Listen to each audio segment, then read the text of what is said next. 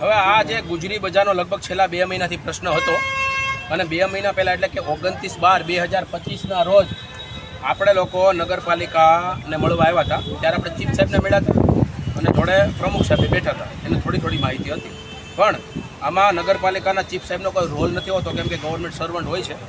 ત્યારબાદ નગરપાલિકાના પ્રમુખ અને એના ચૂંટાયેલા સદસ્યોને સત્તા હોય છે કે એની કમિટી બોલાવી અને બહુમતીથી પસાર કરી અને નગરપાલિકાનો જે જગ્યા છે, જે ગુજરી બજારના ગરીબ પરિવાર 400થી વધારે પરિવાર રહે છે, એને કાયમિક માટે જગ્યા મળે.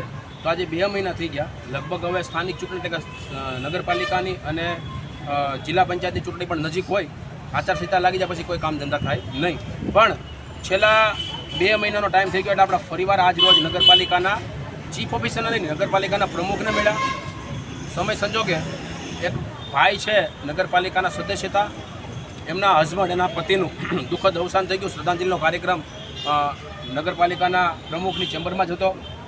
તો ત્યાં તમામ નગરપાલિકાના સદસ્યો હાજર હતા અને આપણે ઉગ્રથી ઉગ્ર રજૂઆત કરી છે કાયદાની ભાષામાં કે આ લોકોને ખરેખર જગ્યા મળવી જોઈએ.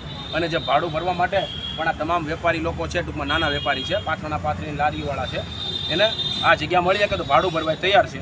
16 તારીખે આ જે ચૂંટાયેલા સભ્ય છે એનો ટર્મ પૂરી થાય છે અને ત્યાર પછી એ કમિટી ન બોલાવી શકે. 16 તારીખે છેલ્લી બોલાવવાના. જેમાં નિર્ણય થઈ જાય તો આ લોકોનો કાયમિક માટેનો પ્રશ્ન છે એ હલ થઈ જાય. એટલા માટે આજ રોજ અમરેલી નગરપાલિકાના પ્રમુખને અમે લોકો હું ભરત કાતરિયા, હાર્દિકભાઈ સોલંકી અને તમામ સ્થાનિક સાથી મિત્રો મુનાભાઈ અને પત્રકાર મિત્રોનો પણ આમાં સહયોગ રહ્યો છે. મોટી સંખ્યામાં અમારી સાથે વેપારી લોકો, જે નાના વેપારીઓ છે એ જોડાયેલા છે.